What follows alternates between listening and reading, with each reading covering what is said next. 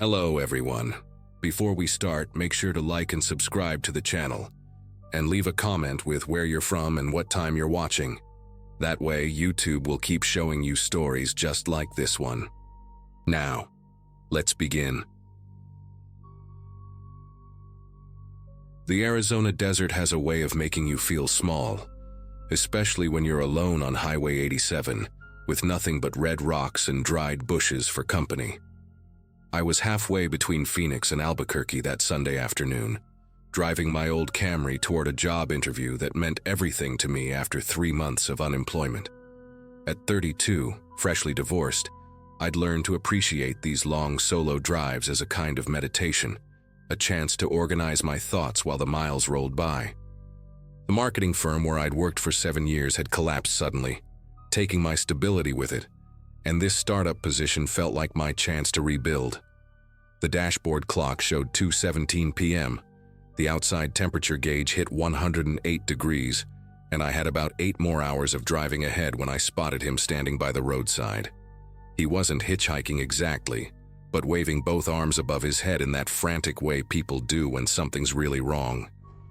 The man appeared to be in his mid-40s, wearing khaki pants and a light blue button-down that had massive sweat stains spreading from the armpits down to his waist. His hair caught my attention immediately, this unusual reddish-brown color, thinning dramatically on top but hanging long and stringy in the back, like he'd been growing out a bad haircut for months. Thick-rimmed glasses kept sliding down his nose as he waved, and his face was so sunburned it looked painful. There was absolutely nothing around us for miles in either direction, just endless stretches of cracked earth and the shimmer of heat rising from the asphalt. My first instinct was to keep driving, but the complete isolation of the place made me ease off the gas pedal. I pulled over about 20 feet ahead of him, watching in my rearview mirror as he jogged toward my car. He moved weird, kind of sideways like his left hip bothered him, and he kept wiping his forehead with the back of his hand. When he reached my passenger window, I only cracked it down about 3 inches, keeping my doors locked. Up close, I could see his eyes were this pale green color, almost gray, and they didn't quite focus on me when he spoke. "Thank God you stopped," he said, and his voice had this raspy quality like he'd been yelling for hours. "My truck died about 2 miles back, just completely dead, and my phone's got no signal out here.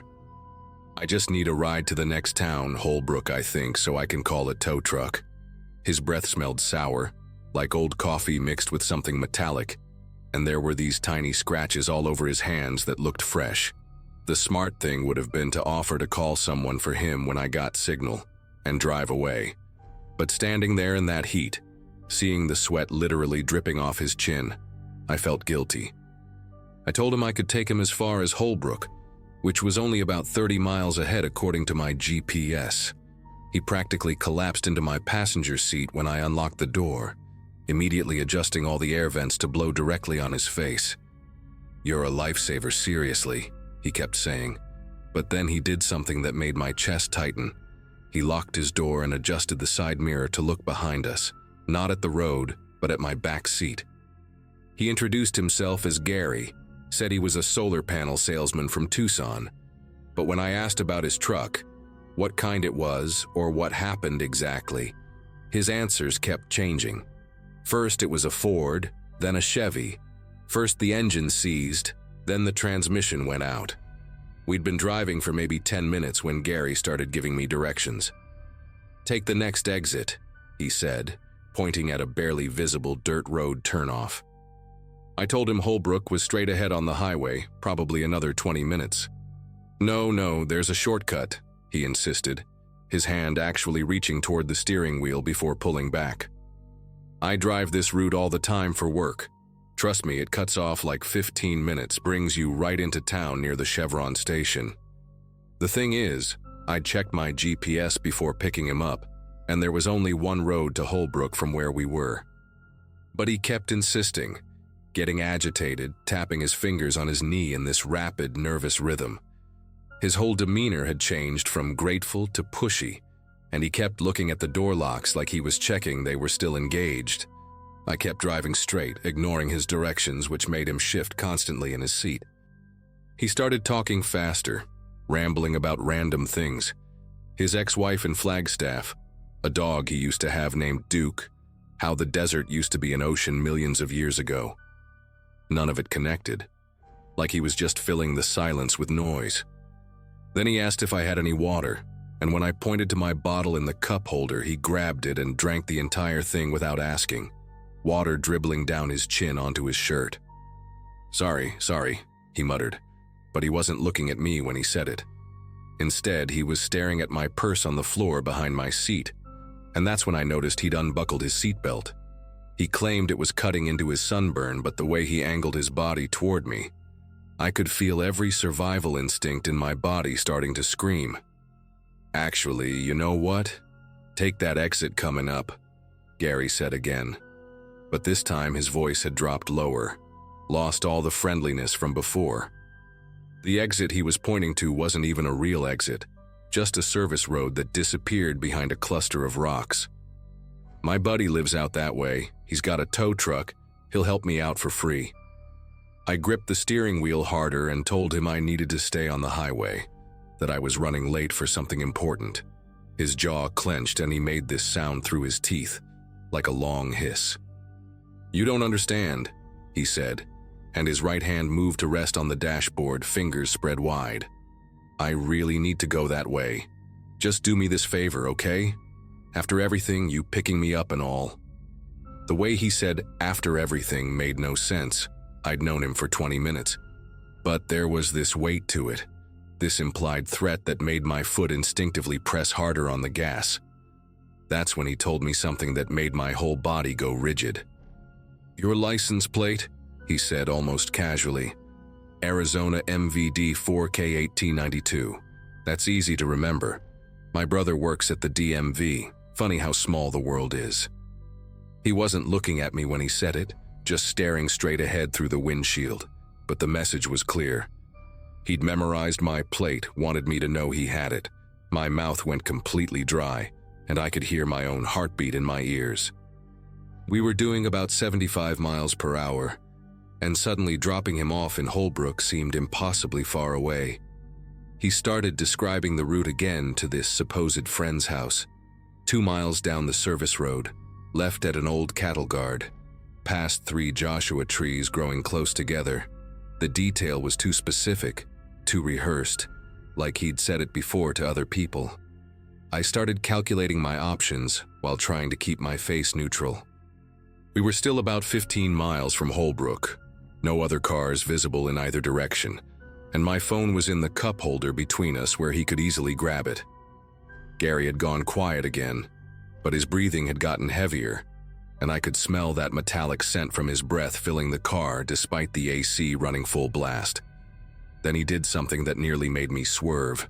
He reached into his pocket and pulled out a small folding knife, claimed he needed to clean his fingernails. He opened it slowly, the blade maybe 3 inches long, and started picking at his nails with deliberate, careful movements. "Nervous habit," he explained without me asking. But he held the knife in a way where the blade was always pointed vaguely in my direction, catching the sunlight through the window. My exit strategy came from pure adrenaline and desperation. I suddenly pointed at the temperature gauge on my dashboard and said, "Oh God, the engine's overheating. I need to pull over right now." Before Gary could respond, I hit the brakes hard and swerved onto the shoulder, bringing the car to an abrupt stop that threw him forward against the dashboard. While he was off balance, I grabbed my phone, threw my door open, and ran. I didn't even look back at first, just sprinted along the highway's shoulder, screaming into my phone for 911. When I finally glanced behind me, Gary was out of the car but not chasing me. He was just standing by the passenger door, that knife still in his hand, watching me with those unfocused, pale eyes. The really terrifying part was how calm he looked. Like this was just a minor inconvenience in his day. A truck driver stopped within 2 minutes of my 911 call. Apparently, I'd been screaming loud enough that he'd seen me from half a mile away. He was this huge guy named Frank with a gray beard, and he immediately put himself between me and my car, where Gary was still standing. But here's the part that haunts me. By the time the police arrived 12 minutes later, Gary was gone. My car was still there, doors open, his sweat stains still visible on the passenger seat, my empty water bottle on the floor. But he'd vanished into the desert like he'd never existed. The cops searched for about an hour, brought in a helicopter to scan the area but found nothing. No abandoned truck 2 miles back like he'd claimed, no footprints leading into the desert, nothing. They took my report seriously, especially after they ran the description and found 2 similar incidents in New Mexico from the previous year. Women traveling alone, picked up a distressed man, managed to escape when he tried to redirect them to isolated areas. I made it to Albuquerque 6 hours late, stayed in a motel that night with a chair propped against the door, and bombed the interview the next morning because I couldn't stop scanning every man's face to see if it was him. The detective assigned to my case called me a week later to tell me they'd found something disturbing. 3 miles down that service road Gary had wanted me to take, past an old cattle guard and 3 Joshua trees growing together exactly like he'd described, there was an abandoned trailer with no power or water. Inside, they found women's jewelry, 3 different purses, and a notebook with license plate numbers, including mine already written at the bottom. They never found Gary, or whoever he really was, but they linked those items to missing persons cases going back 4 years. I still take road trips sometimes, can't let fear control my life, but I never stop for anyone now, no matter how desperate they look. And sometimes I wonder about the women who owned those purses, if they'd also thought they were just being helpful when they pulled over.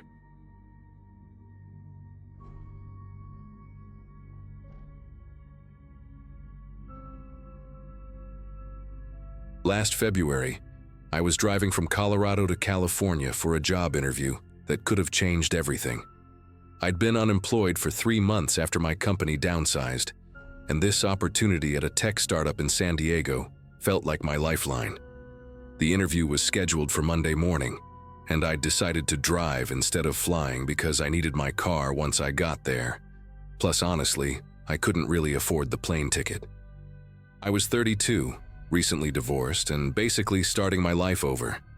That 12-hour drive through the desert seemed like nothing compared to what I'd been through that year. I actually thought the solitude would do me good, give me time to practice my interview answers and clear my head.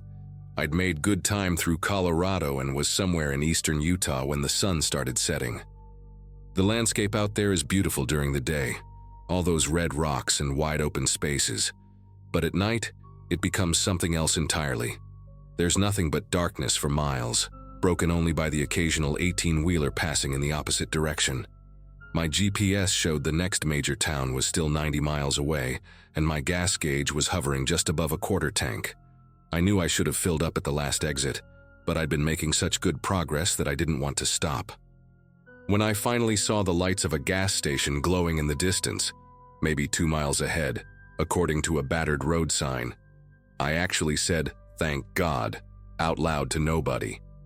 It was one of those old independent stations, not a Shell or Exxon, just a place called Desert Stop Fuel and Food, with hand-painted letters on a wooden sign that looked like it hadn't been updated since the 80s.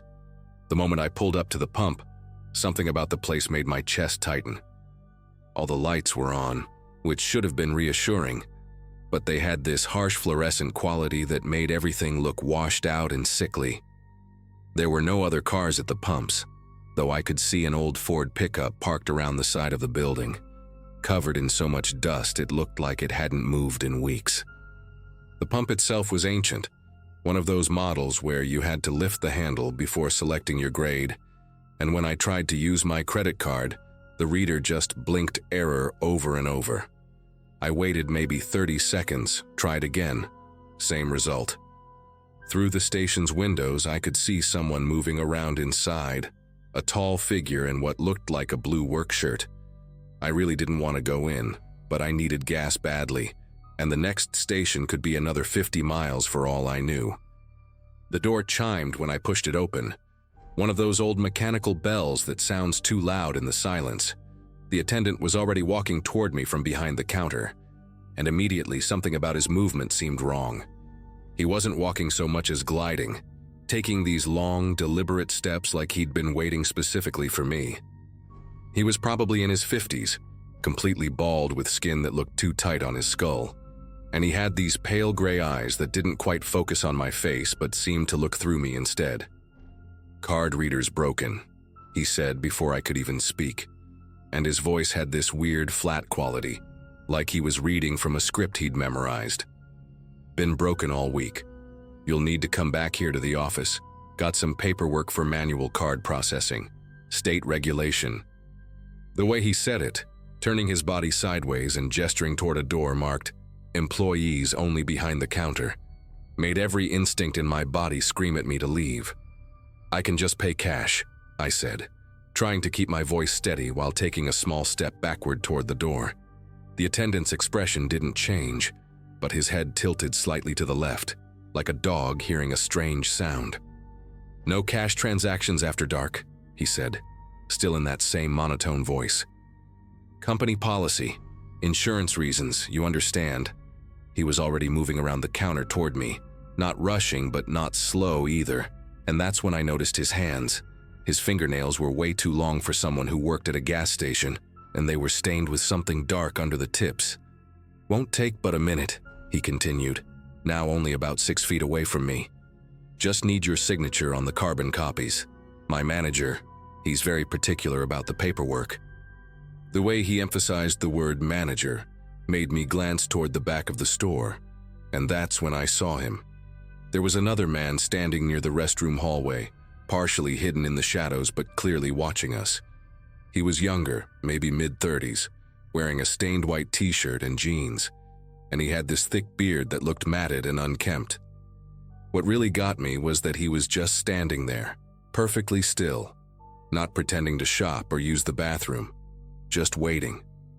His eyes were locked on me, and he had his right hand in his pocket gripping something that made a bulge in the fabric. The attendant must have noticed me looking because he said, "That's just Carl. He helps out sometimes, especially with the paperwork."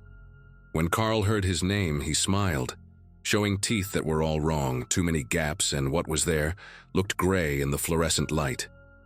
He took one step forward, still keeping that hand in his pocket, and I knew with absolute certainty that if I went into that back office, I would never come out.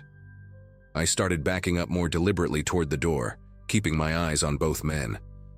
"You know what? I just remembered I have enough gas to make it to the next town," I said, my voice coming out higher than normal. The attendant's face finally showed emotion, his mouth tightening into a thin line. "No, you don't," he said, and it wasn't a question. "Your tank's running on fumes. I watched you pull in. You were coasting."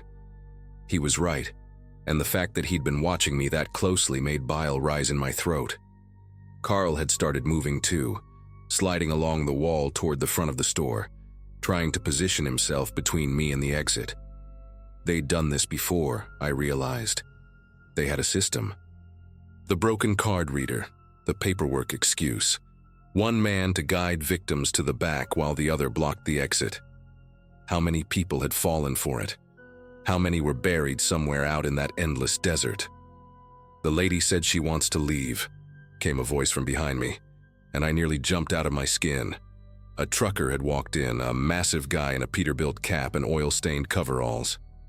He looked at the attendant, then at Carl, and his expression made it clear he understood exactly what was happening. "I suggest you let her." The attendant's pale eyes flicked between me and the trucker, calculating. Carl had pulled his hand out of his pocket, and I could see the outline of what looked like a box cutter against his palm. For about 10 seconds, nobody moved. The only sound was the humming of the refrigerators and my own ragged breathing. Then the trucker pulled out his phone and very deliberately started dialing. "State Police patrol this stretch pretty regular," he said calmly. "Usually get here in about 15 minutes. That broke whatever spell was holding us all in place. The attendant stepped back behind his counter, his face completely blank again. "Pump 3 is working," he said in that same flat voice. "Pay at the pump." The trucker walked me to my car, positioning his body between me and the station windows the entire time. "Don't look back," he said quietly. "Just pump your gas and get the hell out of here. I'll stay until you're gone." My fingers were shaking so badly I could barely get my card to work, but this time the reader accepted it immediately. While the gas pumped, the trucker told me he'd stopped here about a year ago and got the same routine. Only difference was, I had my buddy with me. Soon as they saw there were two of us, they backed off.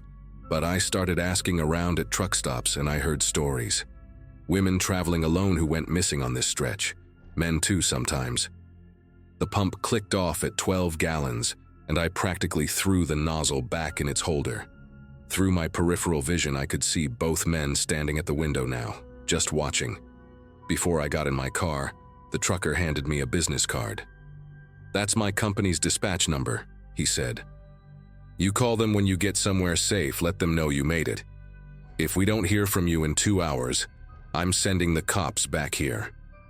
I thanked him, probably not coherently, and got in my car. As I pulled out, my headlights swept across the station, and I saw something that made my whole body go cold. There was a third person now, a woman, standing in the doorway of that back office. She was wearing what looked like a waitress uniform, but it was filthy and torn.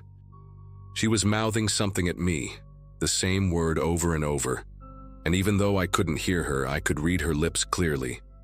"Run." I floored it out of there, hitting 90 on that empty highway, constantly checking my rearview mirror for headlights that never came. I drove for 40 minutes straight before I stopped shaking enough to call the dispatch number. The woman who answered sounded relieved when I told her I was safe. "Bill called us right after you left," she said. "He's still there making sure they don't follow you. We've had 3 other people call us about that place in the past 6 months." She told me Bill was going to file another report with the state police, but that the station owners always had alibis, always had explanations. The broken card reader was real. The paperwork excuse was just believable enough, and nobody could ever prove anything more than bad feelings about the place. I made it to California, did my interview, got the job. But I looked up that gas station a few weeks later, needing some kind of closure. Desert Stop Fuel and Food had been in business for 37 years, owned by the same family the entire time. What really haunts me is what I found in the local news archives. Over those 37 years, 43 people had gone missing along that particular stretch of highway. The articles always mentioned them stopping for gas as their last known location, but never specifically at that station. The authorities attributed it to the dangers of desert driving, people getting lost on side roads, mechanical failures in remote areas. But I know better. I know what I saw in that woman's eyes behind the glass, the desperation and terror. I called the FBI tip line and told them everything, but without evidence, there wasn't much they could do. The station is still there, still operating. Sometimes I check online reviews, and every few months there's a new 1-star rating from someone describing a creepy experience or weird vibes from the staff. But mixed in are enough normal reviews to keep it from seeming like anything more than a rundown gas station with poor customer service. I've thought about driving back there with a group of people, maybe a news crew, to expose what's really happening. But honestly, I'm too scared. I still have nightmares about those pale gray eyes and that woman mouthing "run" from the doorway. All I can do is share this story and hope it warns someone else. If you're ever driving through eastern Utah at night and see a place called Desert Stop Fuel and Food, keep driving. Don't stop, not even if you're running on empty.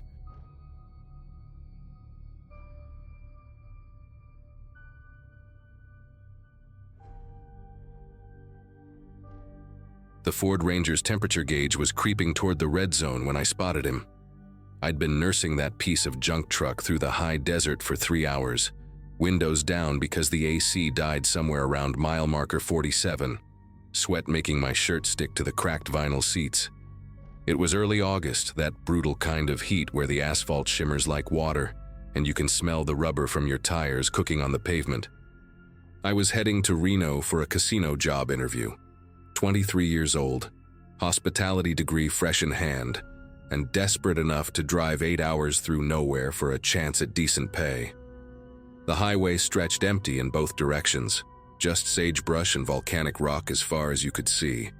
The kind of place where if you broke down, you'd be waiting hours for help. I'd been alone with nothing but static-filled radio and my own thoughts since leaving Portland at 4 in the morning. He stood on the shoulder of Highway 395 with his thumb out, and everything about him seemed wrong for that place. Clean gray hoodie, fresh jeans, brown hair perfectly combed like he'd just stepped out of a bathroom mirror. The small red backpack on his shoulder looked store-new. Not a single dirt stain or sun fade on it. Most hitchhikers out here look like they've been living rough. Torn clothes, huge military surplus bags, that weathered look that comes from too many nights sleeping outside. But this guy could have been standing at a bus stop in downtown Portland. Maybe that's why I started slowing down. Or maybe it was just the loneliness of the drive, the way the desert makes you crave another human voice after hours of nothing but engine noise and wind. My foot moved to the brake before I'd really decided to stop, and I remember thinking how my mom would kill me if she knew I was picking up a stranger in the middle of nowhere. I pulled over about 50 feet past him, watching in the rear view as he jogged up to the passenger door. Up close, I could see he was maybe 35, 40 at most, with this peculiar smoothness to his face like he'd never spent a day working outside. His eyes were pale blue, almost gray, and when he smiled, only the corners of his mouth moved while the rest of his face stayed completely still. "Thanks for stopping," he said as he climbed in, his voice soft and measured like a therapist or someone who works in customer service. He placed the red backpack between his feet instead of tossing it in the truck bed, keeping one hand on the top like he was protecting something fragile inside. The way he settled into the seat was careful, deliberate, adjusting his position twice before buckling the seatbelt. I noticed his fingernails were immaculate, filed perfectly even, and he smelled like laundry detergent, that artificial mountain breeze scent that comes from dryer sheets. "Where you headed?" I asked, pulling back onto the empty highway. He didn't answer right away, just stared straight ahead at the road unwinding through the heat waves. Then he turned to me with that same partial smile and said, "Wherever you're going is fine." That should have been my first real warning, but I just laughed it off, told him I was heading to Reno and he was welcome to ride that far if he wanted. He nodded slowly, then asked, "You from Portland?" I hadn't mentioned Portland. I'd said I was coming from Oregon, sure, but never specified the city. When I asked how he knew, he pointed at my parking permit hanging from the rear view. Portland State University expired last month. "Good eye," I said, but something cold settled in my chest. He kept staring at it, reading every detail on that little piece of plastic like it was the most interesting thing in the world. We drove in silence for maybe 10 minutes, the only sound coming from the truck's struggling engine and the wind whipping through the open windows. Then he started with the questions. "You live alone in Portland?" Simple enough, but the way he asked it, leaning slightly toward me, made my skin prickle. I told him I had roommates, 2 guys from college, even though I actually lived in a studio by myself. "That's smart," he said, nodding like I'd passed some kind of test. "Young man like you, living alone in a city can be dangerous. People watch patterns, you know. Learn when you leave, when you come back, what time the lights go off." His fingers drummed against the red backpack, a steady rhythm like he was playing piano. "You tell your roommates about this interview?" I hadn't told anyone about the interview except my mom, but I lied again, said yeah, they knew where I was. He made this humming sound in his throat, not quite approval, not quite doubt. The questions kept coming, each one more specific than the last. "Your parents, they still together? Does your mom work nights or days? Any siblings living nearby?" He asked them casually, conversationally, like we were just 2 guys killing time on a long drive. But there was this intensity behind his pale eyes that made my jaw clench. I started giving shorter answers, vaguer responses, but he didn't seem bothered. When I tried to flip it around, ask him where he was from or what he did for work, he'd give these nothing answers. Here and there, or little bit of everything. At one point, he reached down to adjust his backpack, and that's when I saw it. The fabric stretched tight over something long and rigid inside, maybe 8 or 9 inches, with a distinct handle shape pressing against the material. Could have been a flashlight, I told myself. Could have been a dozen different things. But the way he noticed me looking, the way his hand immediately moved to cover that spot, told me exactly what it was. My mind started racing through every option I had. We were doing 70 miles per hour on a highway with no shoulder room, rocky desert on both sides. Stopping suddenly would be suspicious, dangerous even.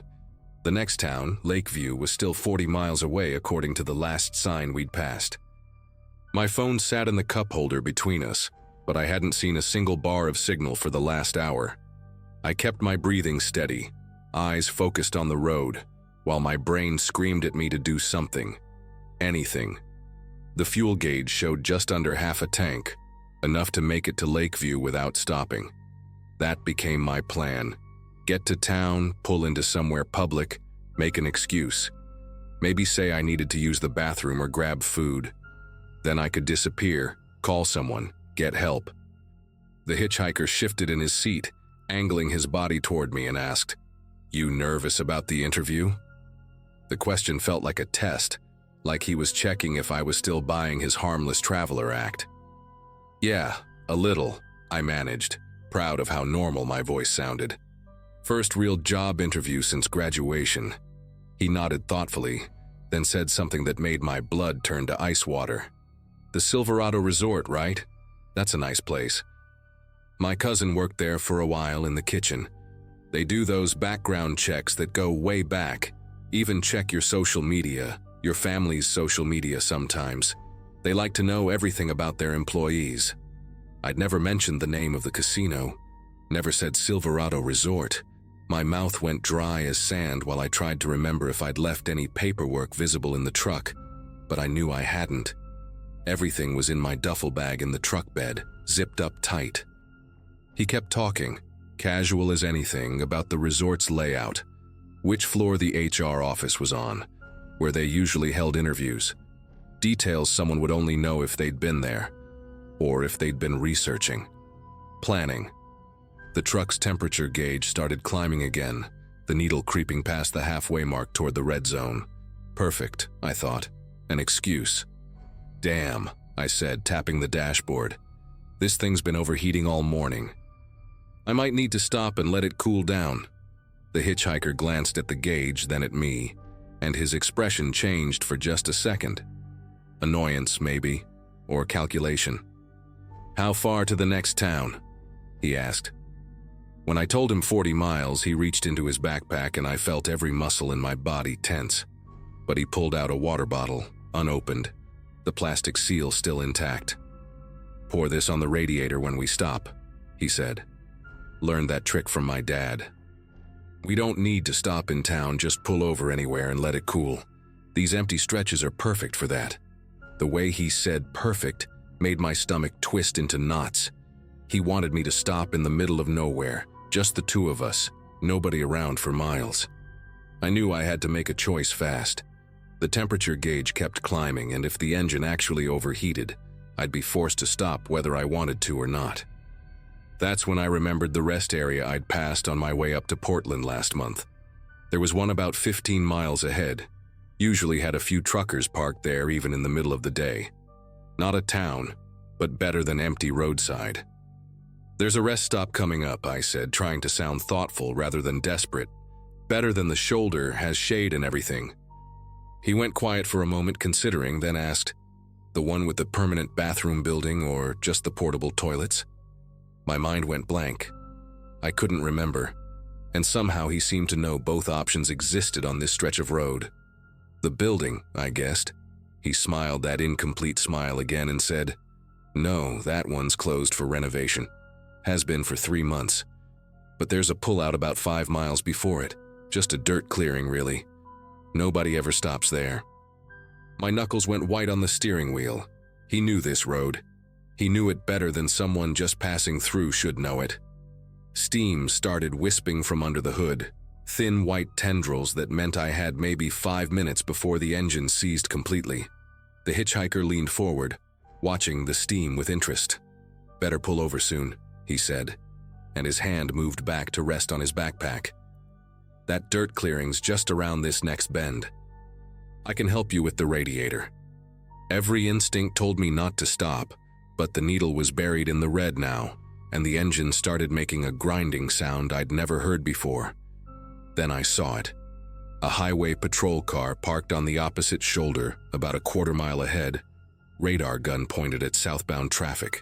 Without thinking, I yanked the wheel hard to the right, tires screaming as I cut across both lanes.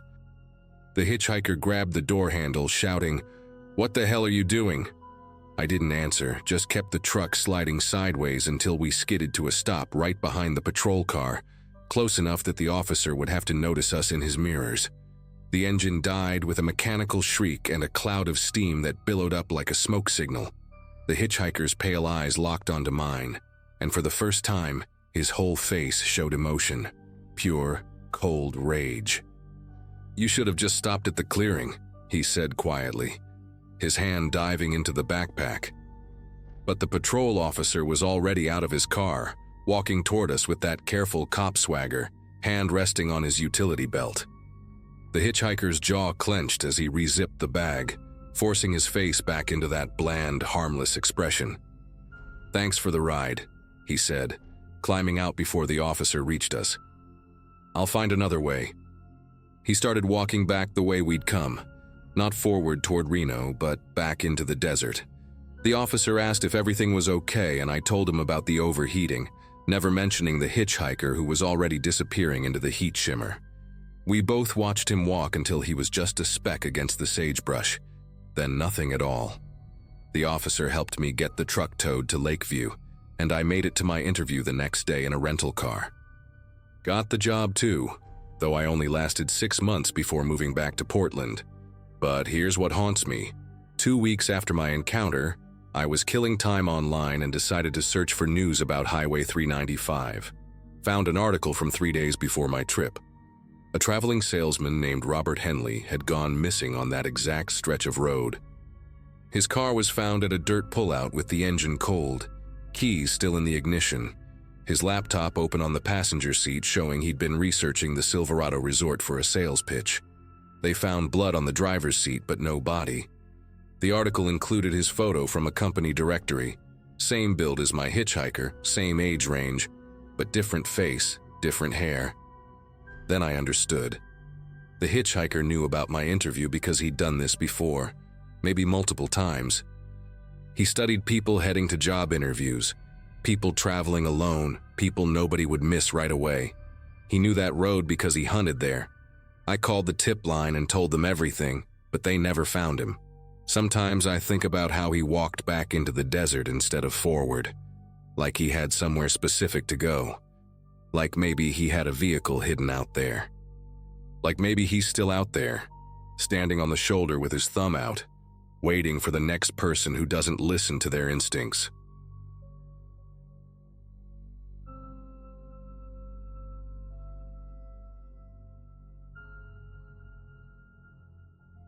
The GPS had been cutting in and out for the last hour, leaving me with nothing but endless fields of wheat and a 2-lane highway that seemed to stretch into nowhere. September in Kansas meant the heat still clung to everything, making the asphalt shimmer like water in the distance. I'd been driving for 6 hours straight that Tuesday, fueled by gas station coffee and those protein bars that taste like cardboard covered in chocolate. At 32, I thought I'd have my life more figured out. But there I was, everything I owned packed into my Subaru, heading west to start over in Seattle where my sister lived. The divorce had been finalized just 2 weeks earlier, and my boss at the marketing firm in Boston had actually seemed relieved when I handed in my resignation. Sometimes a clean break is exactly what you need, even if it means driving 3,000 miles to get it. Around 2 in the afternoon, maybe 40 miles past the last town I'd seen, this old brick building caught my eye off to the right side of the highway. The faded lettering above the main entrance read, Millbrook Elementary School, though half the letters had fallen off, leaving gaps like missing teeth. Something about abandoned places had always fascinated me, the way nature slowly reclaimed them, the stories they held. I pulled my Subaru onto the gravel access road, tires crunching over broken glass and dried leaves. The building sat maybe 200 feet from the highway, surrounded by overgrown grass that reached up to my thighs in some spots.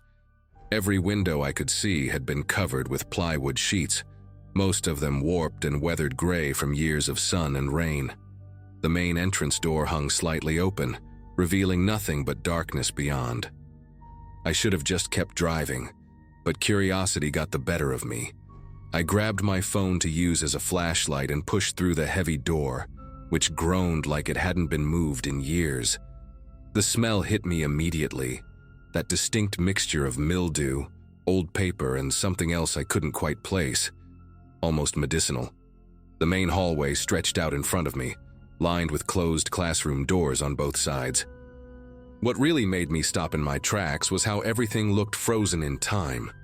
There were still bulletin boards on the walls with children's artwork, crayon drawings of houses and stick figure families, all faded but intact. A lost and found box sat by what must have been the principal's office, filled with small jackets and a lonely baseball cap with a cartoon dinosaur on it. The first classroom door I tried was unlocked, and when it swung open, I actually gasped out loud. The desks were all still there, arranged in neat rows, and on each one sat an open textbook, pencils scattered across the pages like the kids had just stepped out for recess. But that wasn't the strangest part. Every single desk had a child's coat draped over the back of its chair. Different sizes, different colors, some with cartoon characters, others plain denim or corduroy. I walked between the rows, my footsteps echoing in the empty room, and noticed lunchboxes still sitting on some desks, the metal ones with superheroes and princesses on them that kids used to carry in the 80s. One was open, revealing a sandwich wrapped in plastic that had long since turned into something unrecognizable, but the apple next to it had mummified into a perfect brown sphere. I pulled out my phone to take pictures, thinking nobody would believe this without proof. The blackboard still had math problems written in yellow chalk. Simple addition, the kind second graders would do. Someone had drawn a smiley face in the corner with "Great job" written underneath. As I moved to get a better angle, I noticed something that made my chest tighten. On the teacher's desk, there was the attendance sheet dated March 15, 1987, with 23 names listed. Every single name had a check mark next to it. A red pen lay beside it, cap off, the tip dried and cracked. Next to that sat a coffee mug with "World's Best Teacher" printed on it, still half filled with what had once been coffee, but now looked like tar. The teacher's chair was pushed back from the desk at an odd angle, like someone had stood up quickly and never returned. That's when I heard it. Footsteps above me, slow and deliberate, like someone walking carefully across the floor. The building was supposed to be 2 stories. I'd noticed that from outside. My first thought was maybe another urban explorer, someone else who'd seen the place from the highway. But something about the rhythm of those steps made my mouth go dry.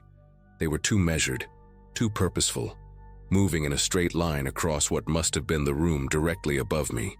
Then they stopped, right above where I was standing. The silence that followed was worse than the sound itself. I held my breath, waiting, and after maybe 30 seconds the footsteps started again, this time moving toward what I assumed was a stairwell.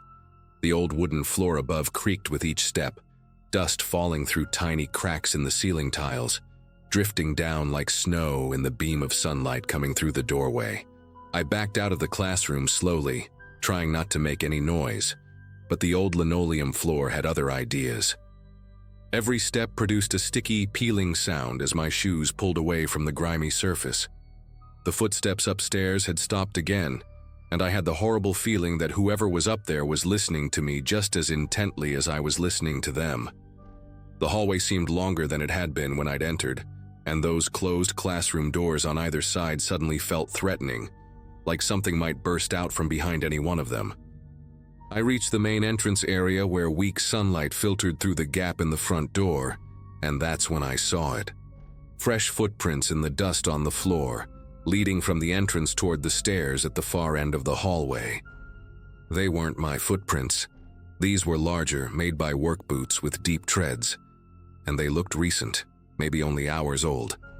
Against every instinct screaming at me to leave, I found myself following those footprints toward the stairwell. The door to the stairs was one of those heavy fire doors with the narrow window reinforced with wire mesh. Through the grime-covered glass, I could barely make out the stairs ascending into darkness. I pushed the door open slowly, wincing at the loud squeal of rusty hinges. The stairwell smelled different from the rest of the building, less musty, more lived in. There were candy wrappers on the steps, modern ones I recognized from gas stations. An empty water bottle sat on the landing halfway up. Someone had definitely been using this place, and recently. As I stood there at the bottom of the stairs, I heard movement again from above. Not footsteps this time, but a dragging sound, like someone pulling something heavy across the floor. Then a voice, muffled but definitely human, said something I couldn't make out. Then another voice responded, younger sounding, maybe a teenager. My brain finally kicked into survival mode, and I turned to head back toward the entrance. But as I pushed through the stairwell door, I nearly collided with a man standing in the hallway.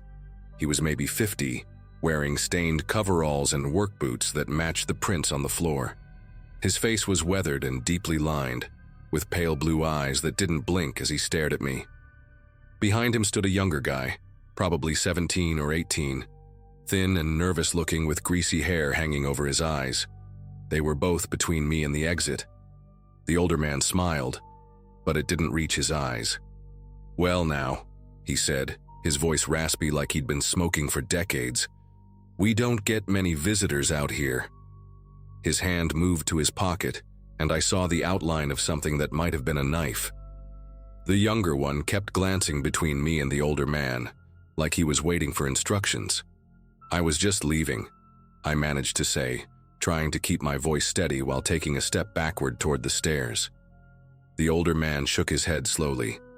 "Can't have you doing that just yet. See, this is our place, has been for a good while now. We got a nice setup upstairs. Been living here almost 3 months since my brother here aged out of foster care and had nowhere else to go." He gestured to the younger guy who looked at the floor. "Problem is, we can't have people knowing about our little arrangement. The county would run us off, probably try to put him back in the system." He took a step closer, and I could smell him. Sweat, cigarettes, and something chemical. "So here's what's gonna happen. You're gonna hand over your phone and your car keys, and we're all gonna go upstairs to figure out how to handle this situation." The younger one finally looked up at me, and there was something desperate in his eyes, almost apologetic. That's when I remembered the pepper spray attached to my keychain. In one quick motion, I yanked my keys from my pocket and sprayed directly at the older man's face. He screamed and stumbled backward, clawing at his eyes, crashing into his brother who tried to catch him. I didn't wait to see what happened next. I ran harder than I'd ever run in my life, slamming through the entrance door so hard it bounced off the exterior wall. Behind me, I could hear the older man yelling obscenities, his voice echoing through the building. My car was only 50 feet away, but it felt like a mile. I fumbled with the keys, my fingers slick with sweat, finally getting the door open and throwing myself inside. In the rearview mirror, I saw the younger one standing in the doorway of the school. Not chasing me, just watching. The older man appeared behind him, his face red and streaming with tears from the pepper spray. But he wasn't pursuing either. They just stood there as I started the engine and floored it back to the highway, gravel spraying everywhere. I drove for 2 hours straight before I stopped, my whole body shaking so bad I could barely hold the steering wheel. At a busy truck stop near Topeka, I finally felt safe enough to call the police. They took my report seriously, especially when I mentioned the evidence of someone living there and the implied threat with the knife. 2 days later, a detective called me. They'd raided the school and found an elaborate living space on the second floor. Sleeping bags, a camping stove, boxes of canned goods, even a generator. The 2 men were brothers, just like the older one had said. They'd been squatting there after the younger one left foster care with nowhere to go. They found my description matched perfectly, and they also found something else, the belongings of at least 3 other people who'd stopped to explore that school over the past few months. Wallets, phones, even a laptop.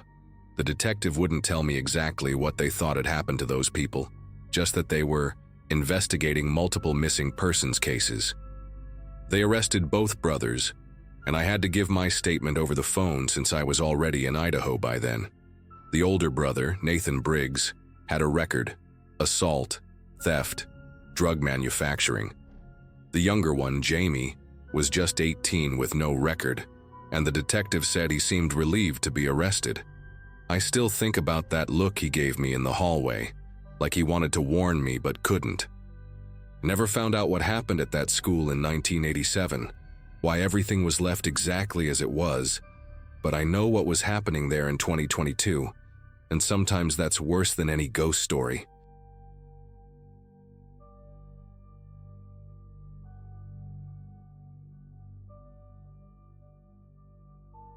The rain started around 6 that evening, right when we were halfway between Memphis and Little Rock on some back road my cousin Tony insisted would save us 2 hours.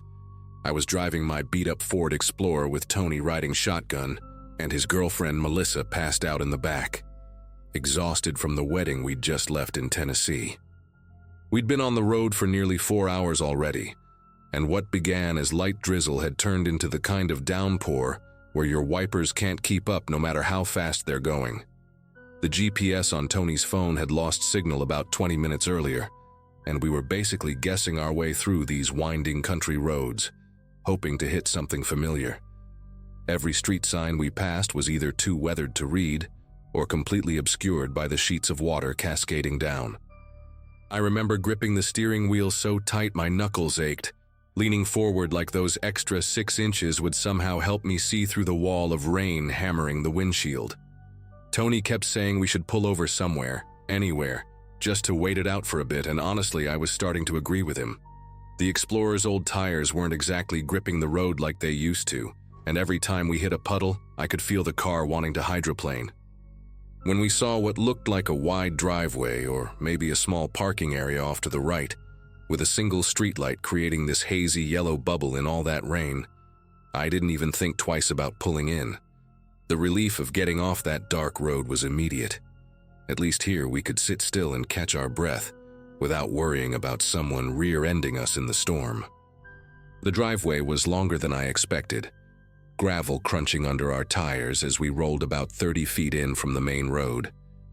There was a house at the end, maybe another 50 feet ahead, but with the rain and the darkness, all we could really make out was the porch light and what might have been a truck parked near the garage. I shifted into park, kept the engine running for the heat, and we all just sat there for a minute, listening to the rain pound on the roof like 1,000 tiny hammers.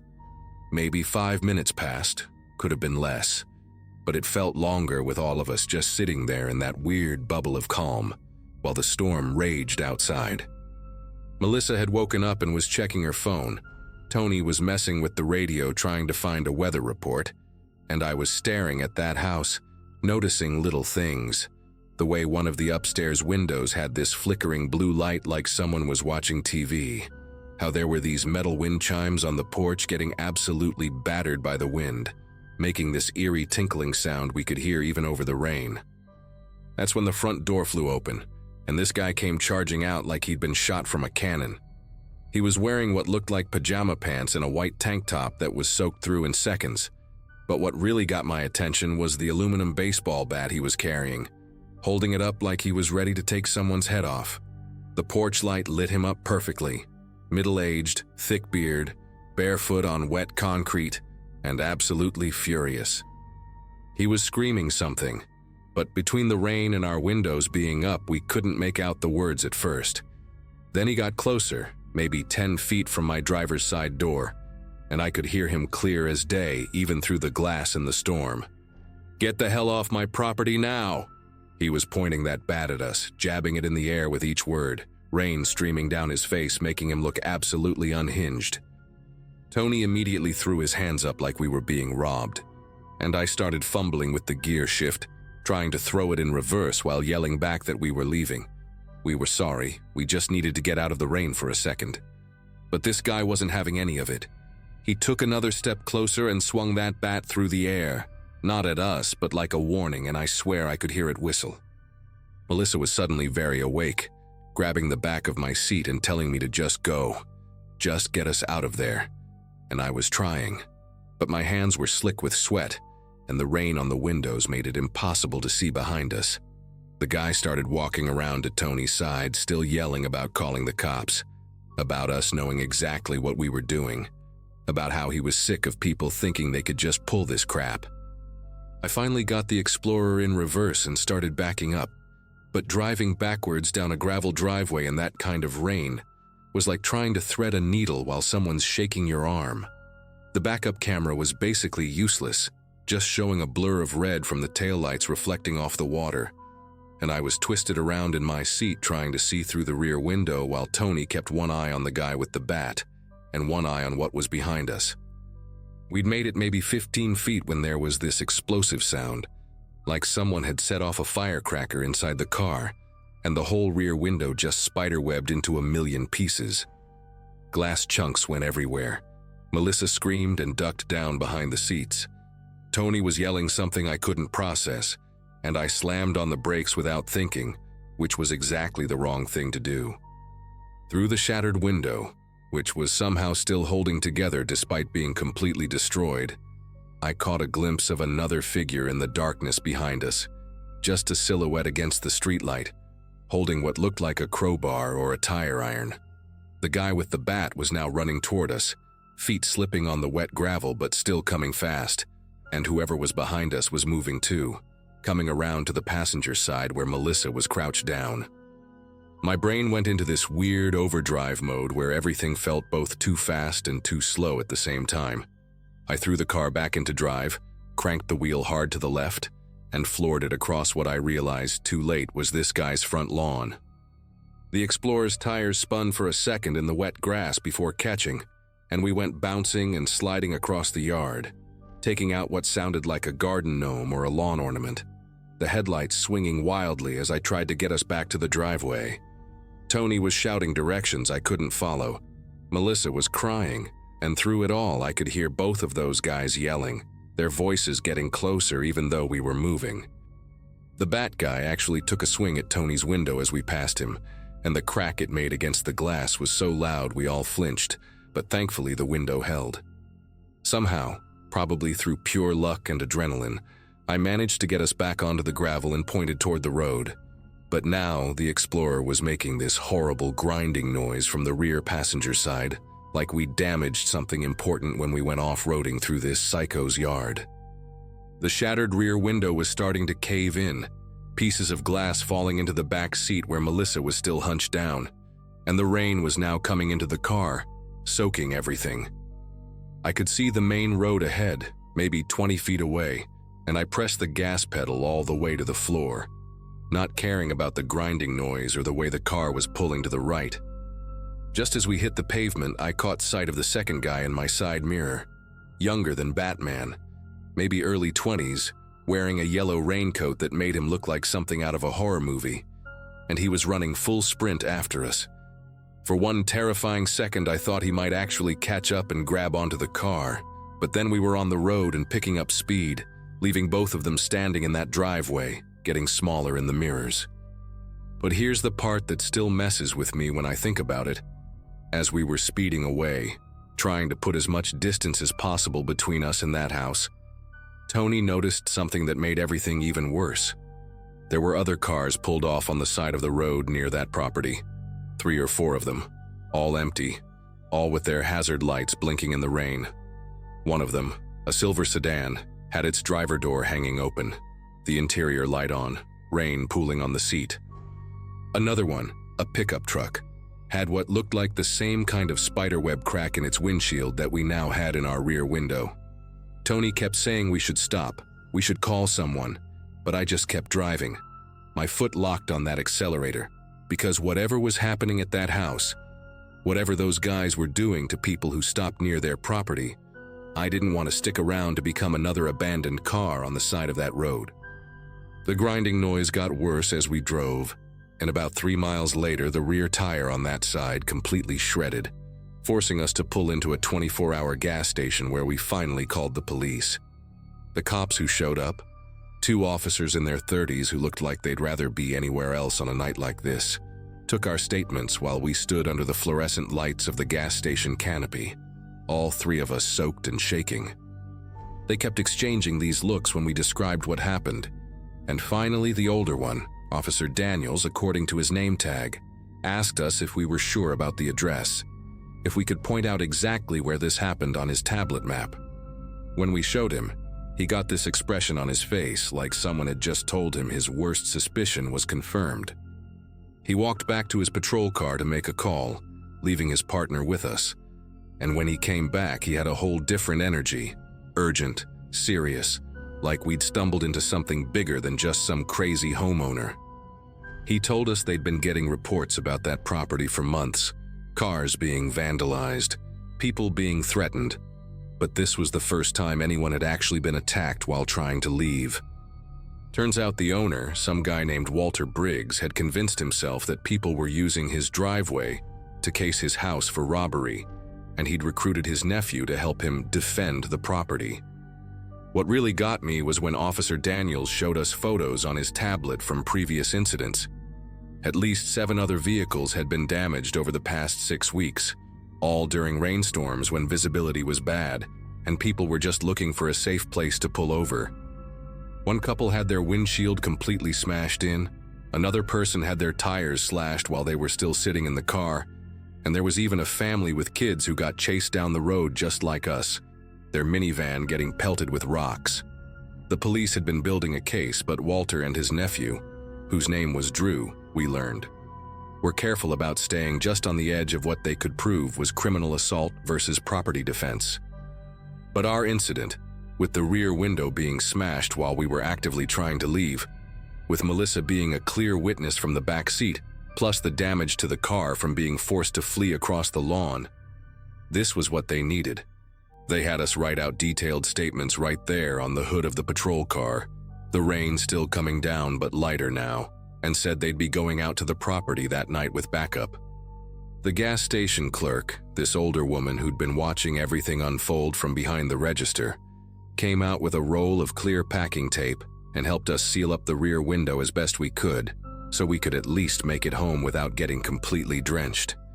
She told us she'd seen other people come in with similar damage over the past month, always during storms, always with that same terrified look we probably had on our faces.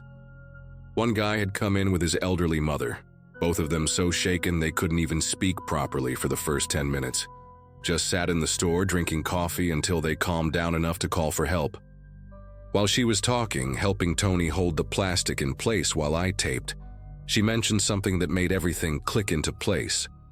Walter Briggs had apparently lost his wife in a home invasion 3 years prior, 2 towns over, and after he moved to this property, he'd become increasingly paranoid, installing cameras, motion sensors, even bear traps, which the county made him remove, around his land.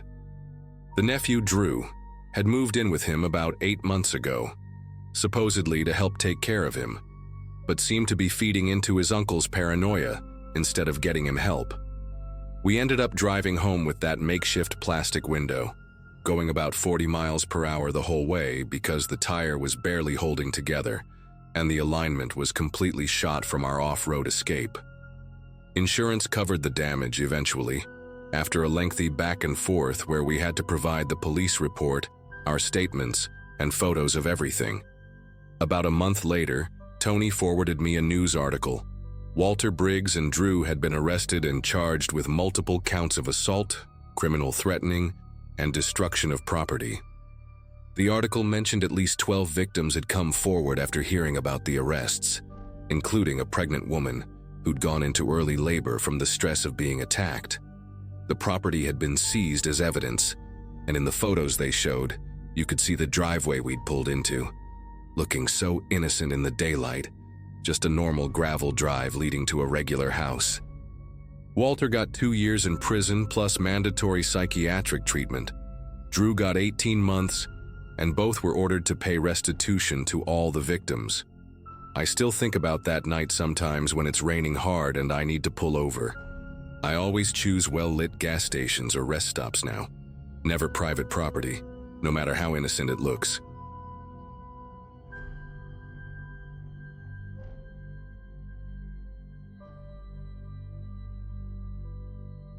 Last October, I was driving from Minneapolis to visit my sister in Des Moines when something happened that still makes my chest tighten whenever I think about it. I was 26 then, had just gotten promoted at the marketing firm where I worked, and decided to take the scenic route through rural Iowa instead of sticking to Interstate 35. The GPS showed these winding county roads that would supposedly save me 40 minutes, and I figured why not enjoy some countryside views during the 5-hour drive. It was a Wednesday afternoon, around 3 o'clock, and the autumn colors were gorgeous, all those burnt oranges and deep reds against the cloudy sky. I remember singing along to some throwback playlist, windows cracked just enough to let in that crisp fall air, feeling pretty good about life in general. About 2 hours into the drive, somewhere between these tiny towns I'd never heard of, the landscape started changing from farmhouses and cornfields to these long stretches of nothing but overgrown grass and scattered trees. The road had narrowed to barely 2 lanes, that rough asphalt with patches of gravel where the county hadn't bothered fixing potholes. I hadn't seen another car for maybe 20 minutes, just me and the occasional hawk circling overhead. That's when I spotted him. This guy standing next to what looked like a beaten-up Ford pickup, hood popped open, steam or smoke rising from the engine. He was waving both arms above his head in that desperate way people do when they really need help, wearing this faded flannel jacket and jeans that looked soaked from the knees down, like he'd been walking through the wet grass. My first instinct was to help. I mean, the poor guy was stranded in the middle of nowhere, and I knew what that felt like from when my alternator died on a back road in college.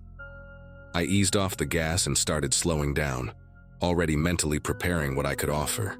Maybe a ride to the nearest town, or letting him use my phone to call someone. As I got closer, maybe about 50 feet away, I could see more details. He was probably in his 40s, had this scraggly beard with gray patches, and his face was all red and sweaty like he'd been trying to fix that truck for hours. But something made me glance to the right side of the road, just this automatic thing you do when you're about to stop somewhere unfamiliar. The grass there was really tall, probably waist-high, all yellow and brown from the season, swaying in the wind. That's when I saw it. Just this slight movement that wasn't matching the rhythm of the wind. There was someone crouched down in that grass, maybe 30 feet from where the truck was parked. I could only make out parts of them through the stalks. A dark jacket, what looked like a baseball cap, and they were definitely watching my car approach. They were positioned perfectly so that if I had pulled over behind the truck, I would have ended up right between them and the man who was waving. My foot moved from the brake to the gas pedal so fast I don't even remember making the conscious decision. The man must have seen my car suddenly speed up instead of stopping because his waving turned into this angry gesture, and then he actually started running toward the road like he was going to try to block me. I slammed the accelerator harder than I've ever pushed it in my life, and my little Honda Accord lurched forward with this grinding sound from the engine. The speedometer jumped from 20 to 60 in seconds on that narrow road, and I had to grip the steering wheel with both hands to keep control on the uneven pavement. In my rearview mirror, I could see the man had made it to the middle of the road where I would have been if I'd stopped, and the person from the grass was now standing up, fully visible. It was another man, younger, wearing all dark clothes, and he was holding something in his right hand. I couldn't tell what it was, maybe a crowbar or a pipe. They both stood there watching my car disappear around the bend, and the older one kicked at the ground and threw his arms up like he was cursing at me. My heart was pounding so hard I could hear it over the engine noise, and I didn't slow down for at least 3 miles, constantly checking my mirrors to make sure no one was following me. The really messed up part is what happened when I finally got cell service again about 15 minutes later. I pulled into this little gas station in the next town, still shaking, and called the police to report what happened. The officer I spoke to asked me to describe the exact location, and when I told him about the county road between those 2 towns, he got really quiet for a moment. Then he said they'd had 2 reports in the past month of people getting robbed on that same stretch of road. Both times it was someone who'd stopped to help what looked like a stranded motorist. One was a retired teacher who got his wallet and phone stolen, and the other was a college kid who they roughed up pretty bad when he tried to fight back. The officer took down all my information and said they'd send a patrol out there immediately, but those guys were probably long gone by then. What really stuck with me from that conversation was when the officer mentioned that in both previous cases, the victims said there was something weird about how the supposed broken-down truck was positioned.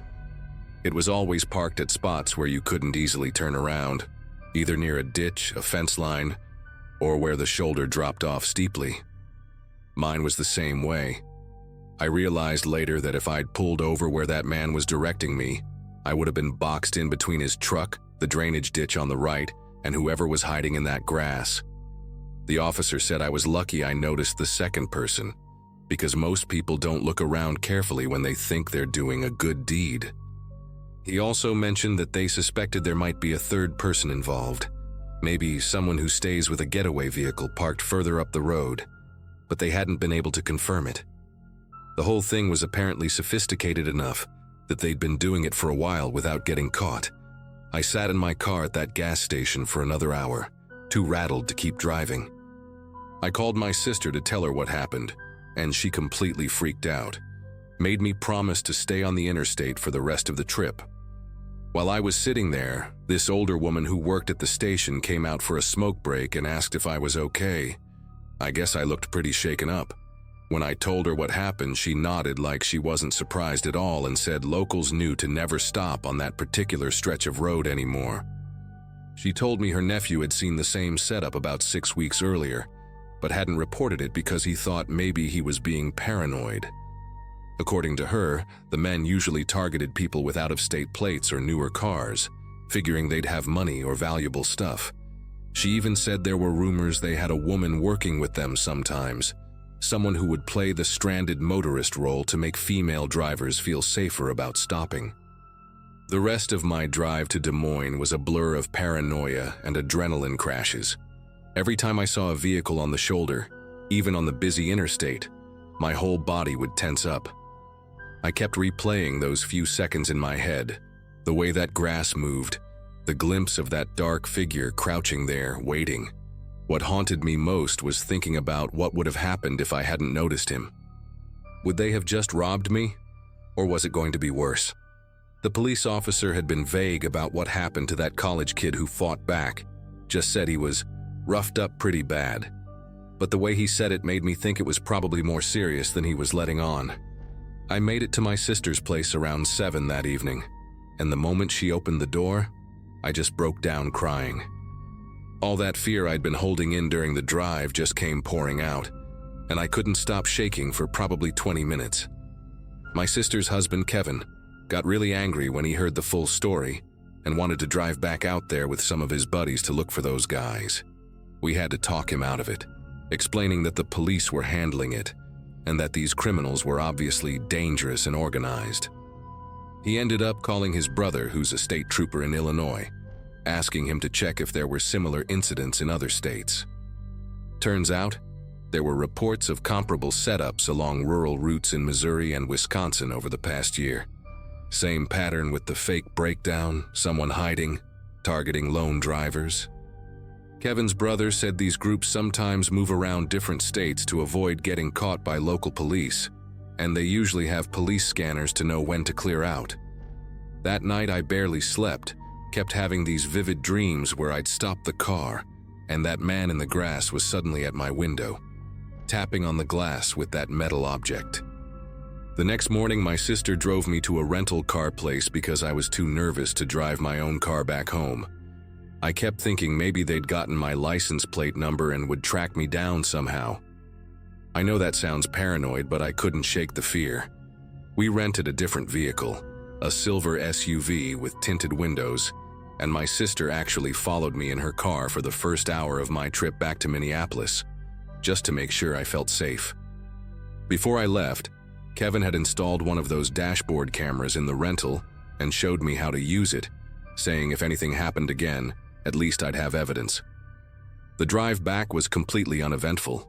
I took the main interstate the whole way, stopped only at busy rest stops with lots of people around, and made it home in record time.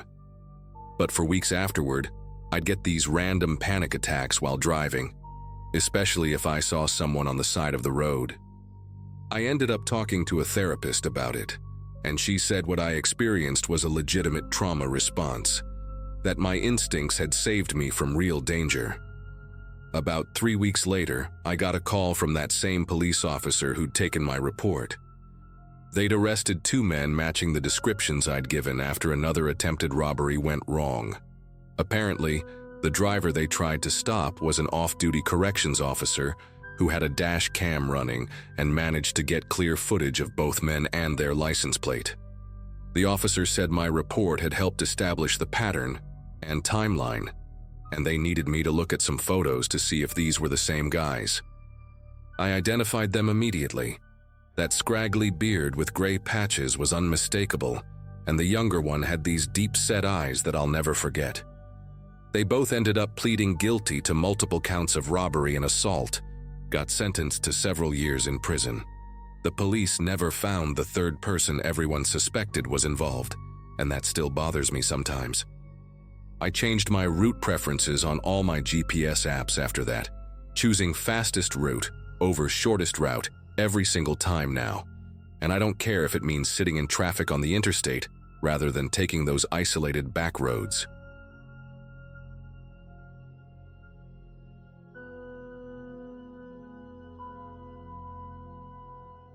It was the fall after I finished my first year at community college, and my older brother Michael had just gotten a used Ford sedan that he was ridiculously proud of. We decided to take a long road trip across the country, partly as an excuse for him to test the car on highways outside of our small town, and partly because we both needed a break from our routines. At the time, I didn't have much going on, just a part-time job at a hardware store, and a vague idea of transferring to a bigger university.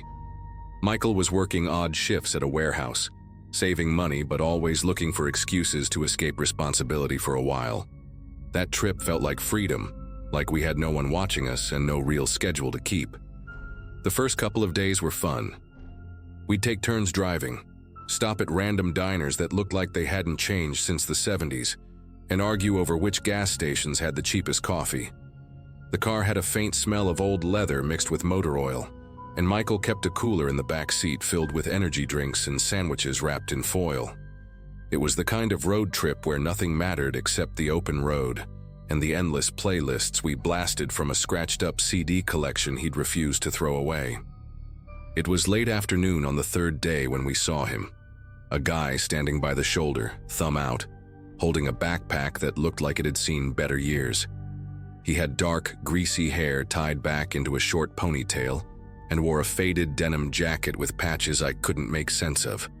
The moment Michael slowed down, I felt uneasy. I remember muttering, "Do we really want to do this?"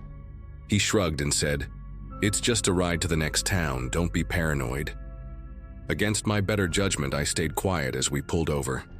The man slid into the back seat without hesitation, like he had been waiting specifically for us.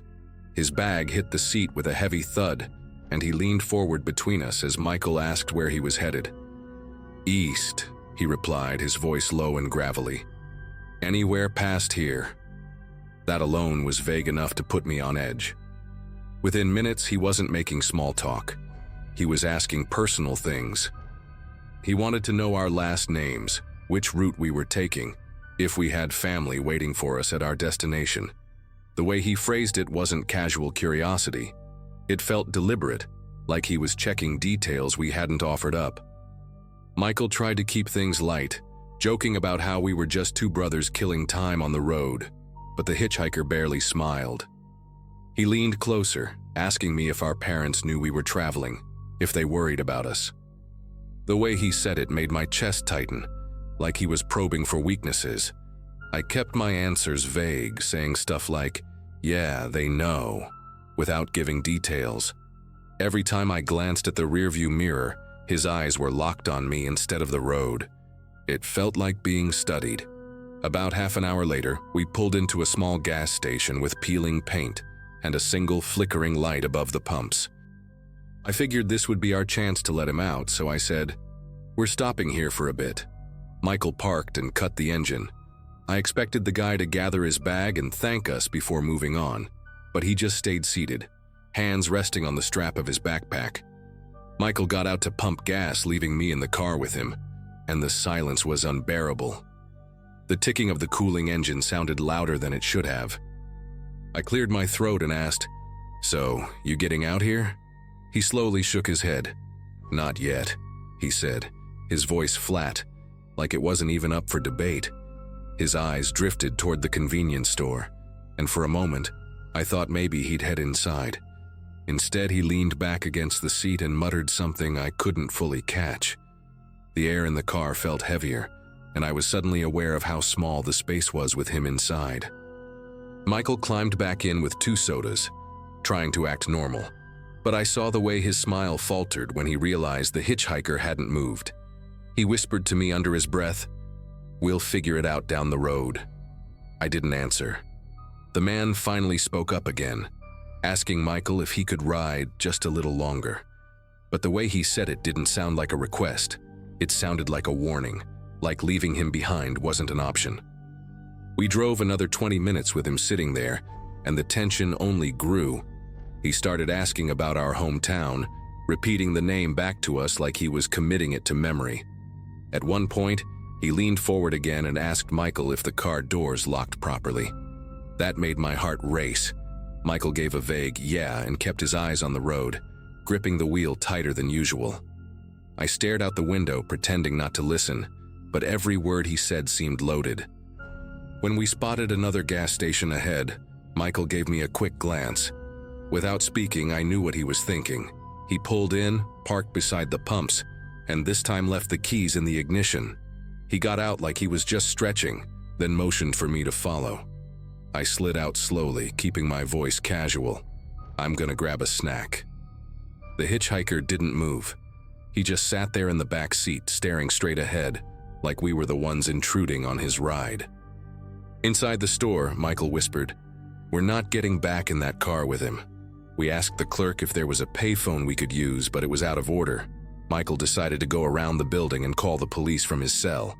Reception was terrible out there, but somehow he managed to get through. We waited inside the store, peeking through the window. The man never left the car. He just sat there, still as stone, hand resting on his backpack like he was guarding it. It took about 20 minutes, but eventually a sheriff's cruiser pulled in. The deputy approached the car, tapped on the window, and after a short conversation, the hitchhiker finally stepped out. He didn't argue, didn't raise his voice, just slung his bag over his shoulder and walked toward the cruiser like he'd been expecting this the whole time. The deputy drove off with him, and we were left standing there in the fluorescent glow of the store, not sure what to say. We finished our trip, but the rest of the drive felt heavier, quieter. To this day, I wonder what was in that backpack and why he had chosen us.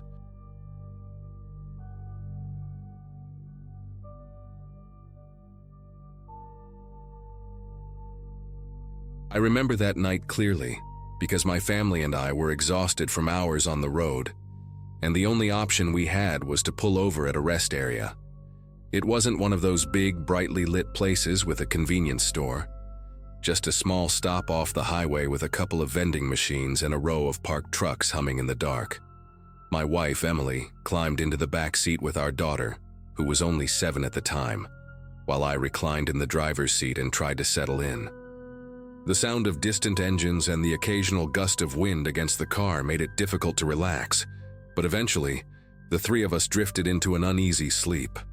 What pulled me out of it wasn't a noise, but a strange heaviness in the air, the kind you only notice once you're fully awake. My first thought was that condensation had built up on the windows, since it was a cool night. But when I leaned forward and rubbed at the glass with my sleeve, I realized the marks weren't fog. They were greasy smears, long streaks that looked like someone had dragged their fingers down the window. The realization hit me slowly, and when I turned to check the other side, there were more of them. Handprints, smudged and oily, pressed against the glass as if someone had been leaning close, watching.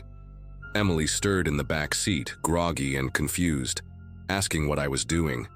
I didn't want to scare her, so I just said the window was dirty.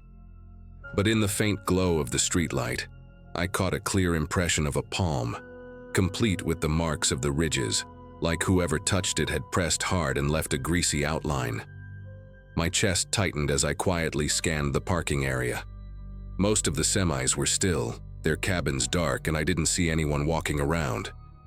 Still, I couldn't shake the sense that someone had been right next to us while we were asleep, maybe even leaning over to peek inside. By morning, we were all restless and ready to leave that spot behind. I mentioned the handprints to Emily, but we both brushed it off as maybe some kind of residue left earlier, even though I knew that didn't explain why the marks were so fresh. When I went to grab a coffee from the vending machine, I noticed a security camera mounted above the building. On a whim, I asked the attendant who came in to clean the place if they could check the footage for me. He agreed, scrolling through the grainy black and white recording, and that's when we saw it, an unfamiliar man pacing slowly around our car. For nearly an hour, he circled, leaned close to the windows, and stood still long enough that his face practically pressed against the glass. The footage didn't show his face clearly, just the outline of a man in a hooded jacket, pausing every so often as if he were debating what to do next. At one point, he bent close enough that the grainy image showed his head turning toward the back seat where Emily and our daughter slept. Watching it made my throat tighten. It was almost unbearable to realize how unaware we had been. The part that really unsettled me was the way he lingered, not rushing, not wandering randomly. He was deliberate, like he had all the time in the world to study us. The attendant stopped the video and looked at me like he didn't want to say the words out loud. I asked if the police should be called, but since the guy never technically broke into the car or touched us, the attendant just shrugged and said there wasn't much they could do. That left me with this gnawing unease, standing there with a styrofoam cup of bitter coffee, trying to process that while we slept. A stranger was right there, circling us like prey. I didn't even want to get back in the car, but we had no choice. We needed to keep driving. When I told Emily about the footage, she went pale and immediately checked our daughter, still curled up with her blanket in the back seat. The greasy handprints were still visible, smeared across the glass like stains that refused to fade. I ended up wiping them away with a handful of napkins before pulling out of the lot.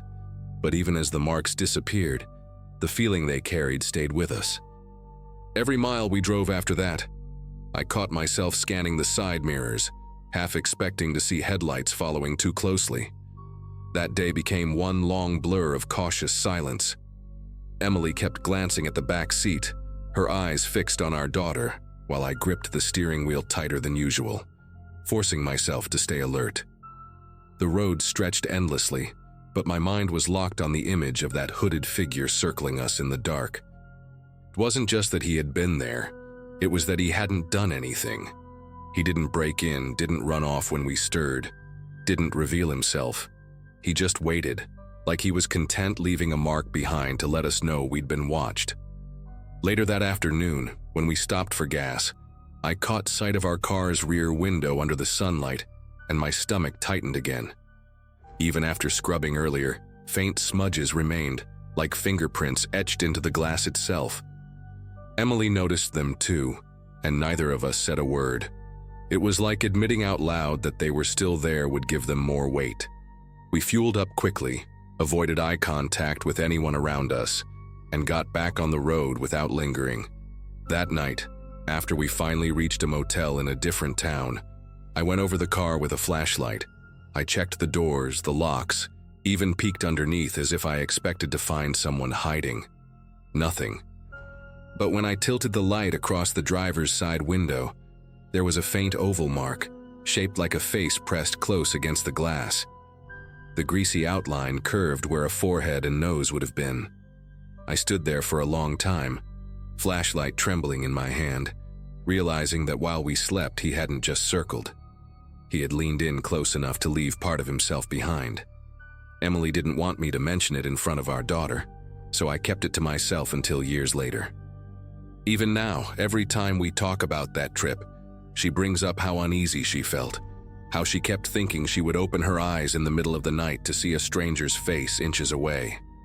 For her, the footage was haunting enough, but for me, it's that single impression left on the glass, the undeniable proof that someone had been studying us in silence. We never found out who he was, and honestly, I'm not sure I want to know. Maybe he was just a drifter with strange habits, or maybe his intentions were worse and something stopped him from acting on them. What stays with me is the knowledge that while we slept, feeling secure in our locked car, a stranger was out there, circling, pressing his hands and face to the glass as if testing the boundary between us. And even though it ended without him breaking in, that night changed the way I travel forever. I don't park in rest areas anymore. I don't trust dark lots. Because once you've seen your own window carrying the print of an unknown face, you realize just how thin that barrier really is.